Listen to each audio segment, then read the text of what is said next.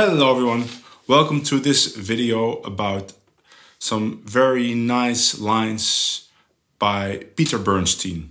Before we go to the lines, I have some housekeeping. I'll be in the US in June to do some workshops, and the first thing is Django in June, which starts June 12th till 17 near Boston, Northampton. There's a link below, and I'll be teaching violin there. So if you're a violin player and want some intensive workshops a week long, you can go there.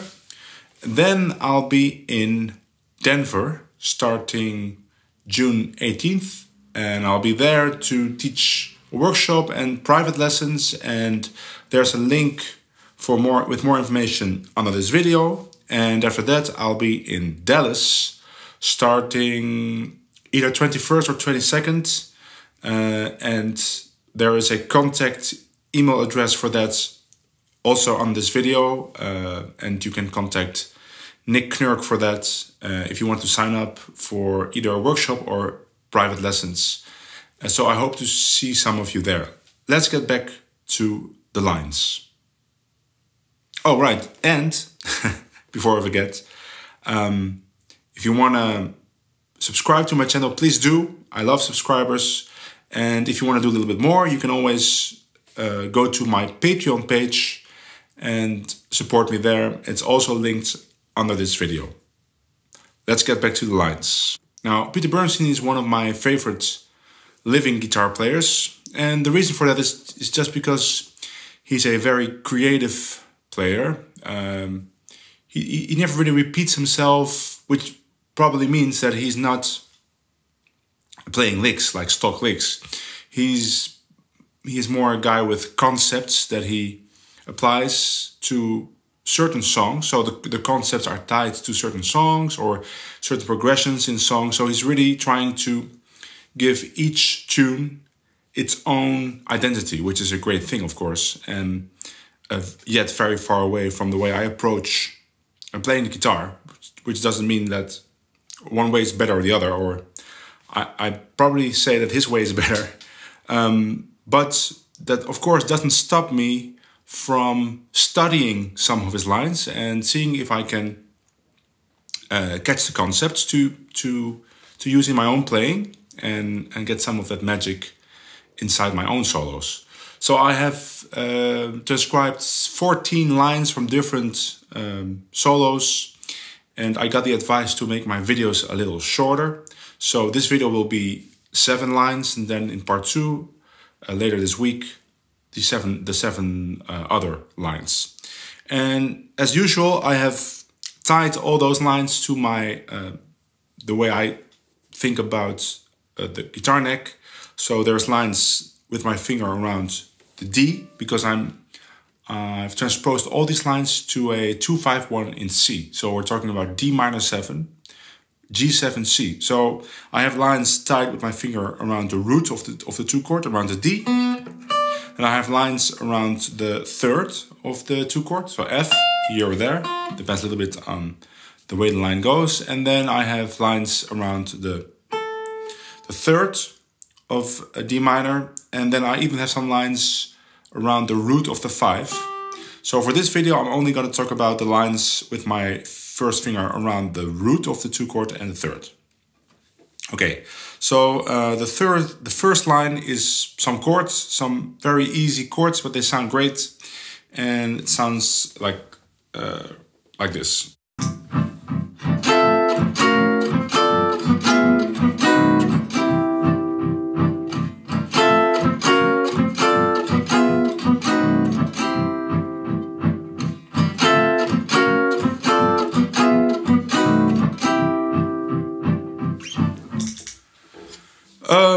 Yeah, these chords are not anything weird. It's just a D minor 9, which he shifts up. So he plays D minor to E flat minor and then back to D minor.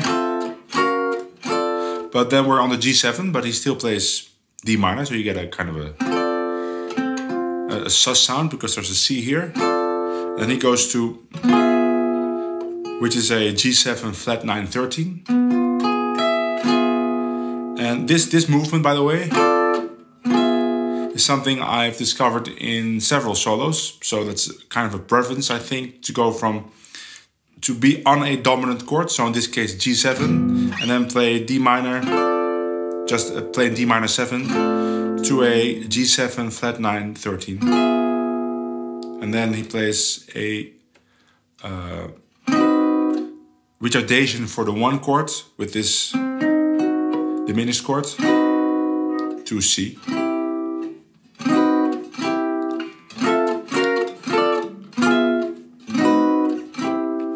So the nice thing is there's actually 2 retardations, one for the G7 because he's still on D minor, right?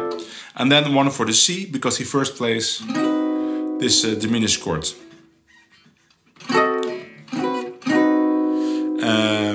Yeah, there's not much to say. It's very nice. You can use it all over the place, and it just sounds very sweet on the guitar. So let's go to the next. It's a single line phrase, and it sounds like this. Well, let's do it slowly first. 1, 2, 3, 4.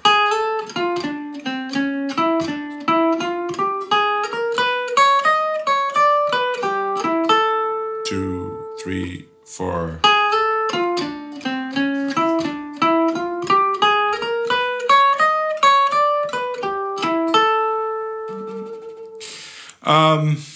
The nice thing about this line is that there is a octatonic or diminished scale,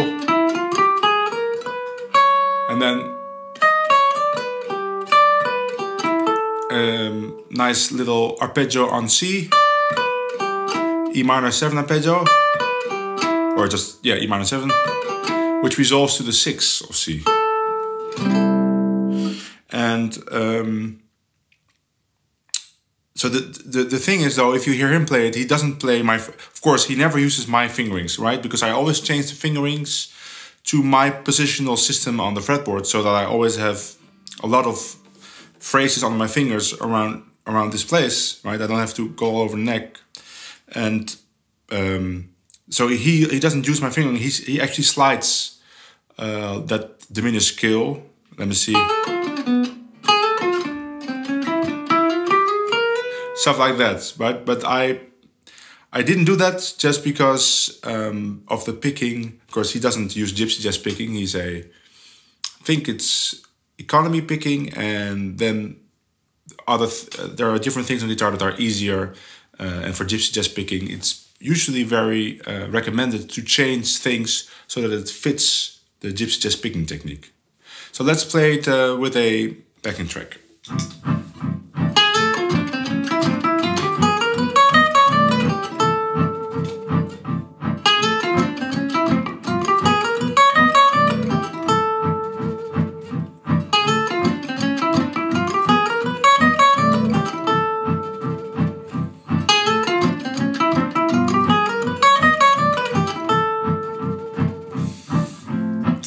The third phrase uses this arpeggio. I made a whole video called Stop Using the Dorian Mode and use a metrical minor arpeggio instead.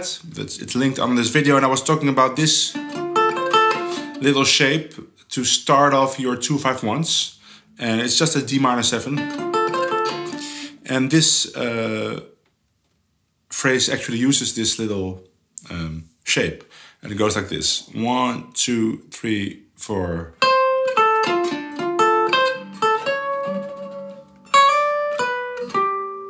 One, 2, 3, 4.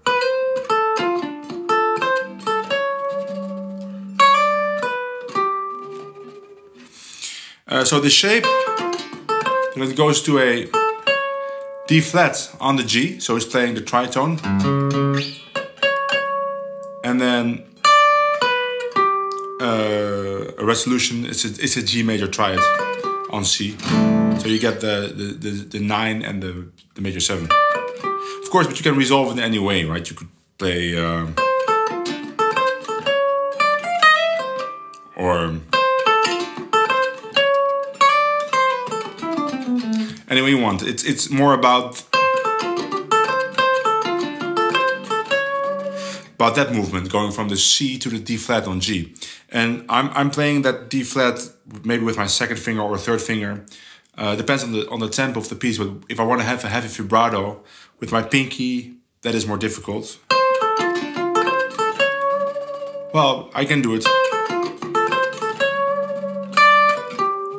But I'm probably will play it with my third finger or second. Of course, but you can make your own fingering. So let's play it with a backing track.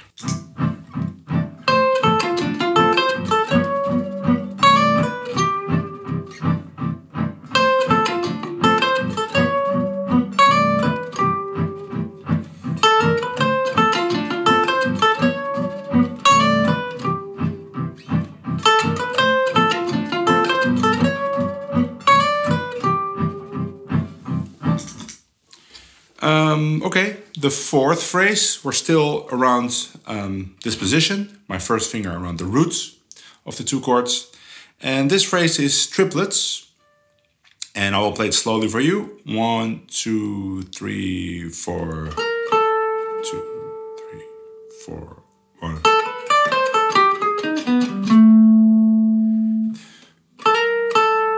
2, 3, 4, 1. I would say this is a typical Peter Bernstein phrase with kind of unusual descending lines. He plays a lot of unusual descending lines with fourth intervals or large intervals. So it has blows the flat 9 and the flat 13, so you get a G altered sound.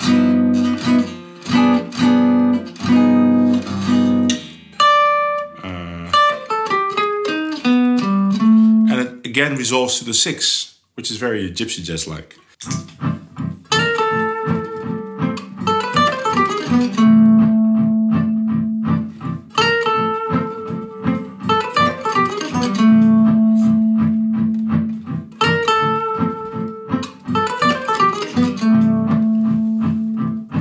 Of course, if you miss some notes in that descending triplet, especially if the tempo is fast, it's not the worst thing, as long as you hit some important notes in that arpeggio. So probably that is very important, and of course the resolution. So if you hit that, then it will sound impressive. It will sound special. Okay, let's go to the next. So we're gonna play the last phrase, still positioned around the root of D minor, but we start on the 9, my third finger, and this is a typical Peter Bernstein phrase because it again has a descending kind of, oh, it's not weird, but it's an unusual arpeggio for this chord, and it sounds like this: 1, 2, 3, 4.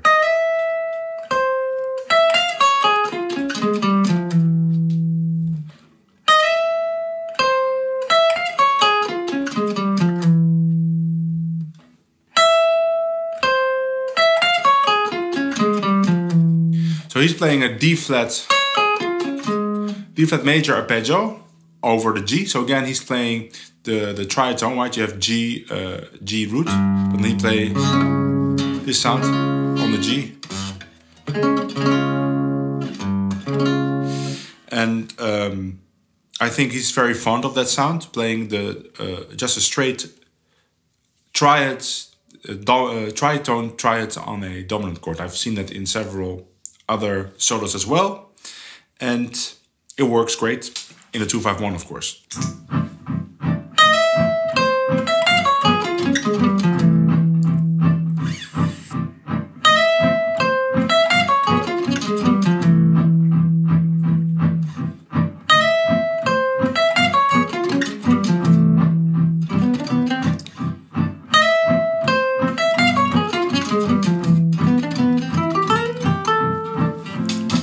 Time to move up and go to the third of D minor. So now I have some phrases with my first finger around the third.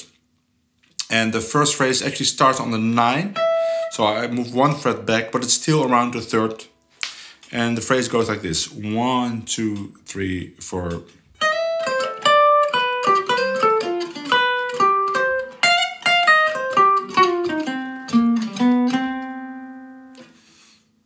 Three, 4.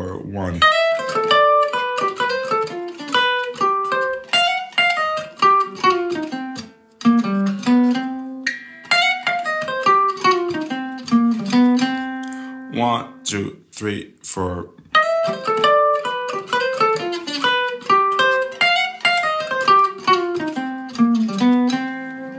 Now, in reality, the last part, the lowy blues part, the low bluesy part, comes from me because I think he plays.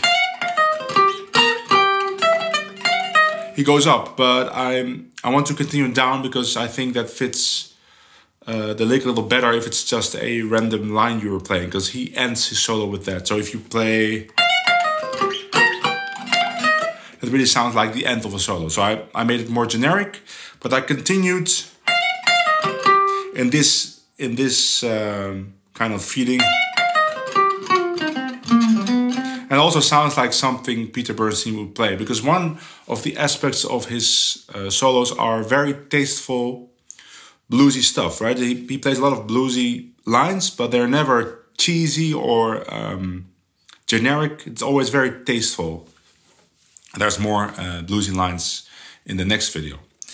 For the rest, is there anything to say about it?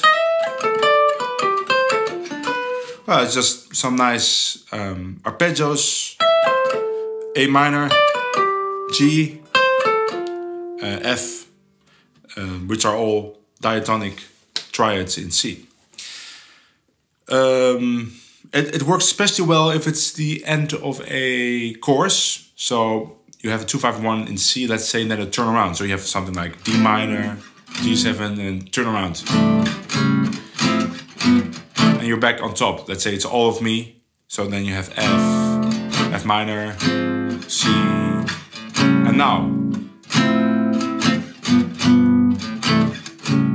If you play it there,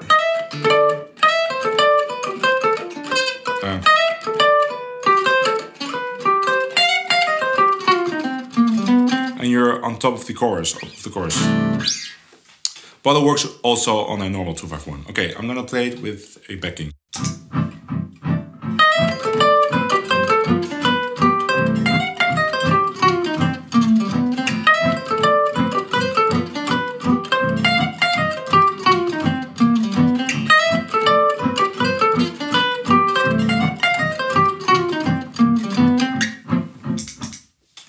Okay, and the last line, again, first finger around the third, but now we're taking this third, we go low. I could play it high, by the way, but just to show you a possibility of playing this phrase low. The previous one you couldn't play low, because you would run out of frets, right? Let me try it.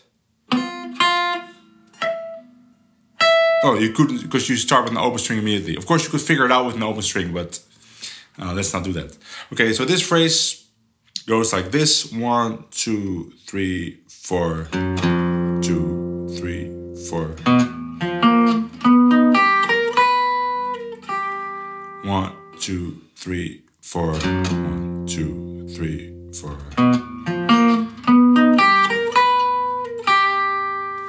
1, 2, 3.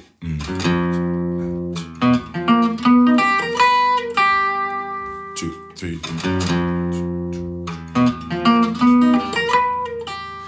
Again, it's kind of an unusual arpeggio, but this time it's ascending, and it ends on the major 7, which is a great sound. I don't even know what it is. So there's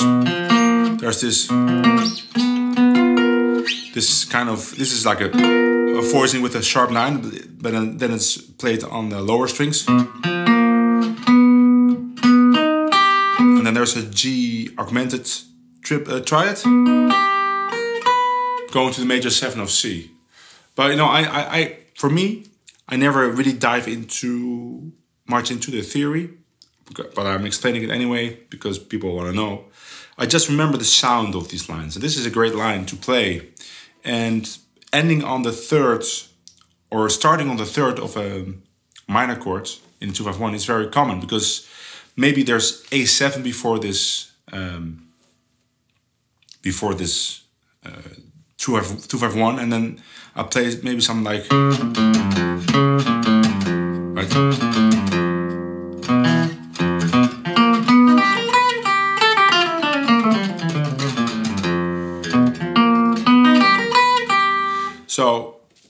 probably can play this phrase pretty often, because I will end up... So the only thing I have to know is, okay, when I end on the third, and I don't even have to end with my first finger, I could just jump, right? Let's say I play the phrase in...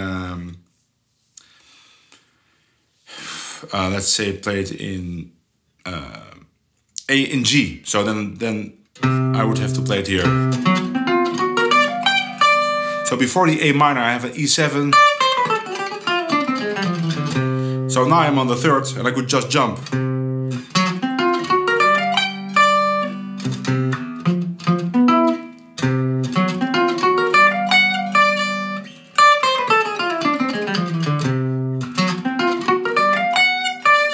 Of course, you have to practice it a little bit in other keys, just to, even though it's just the same fingers, you still have to get used to playing it on different frets. And so let's play it maybe in F. So that means I have to go to G minor, the 2 of F. And then maybe before the G minor, there's a D7.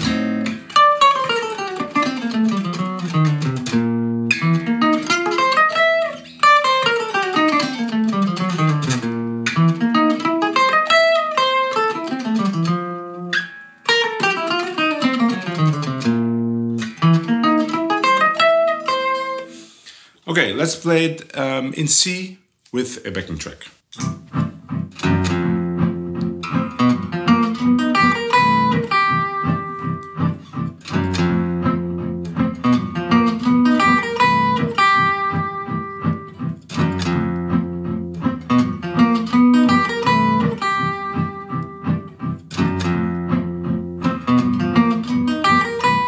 Let's play it an octave higher.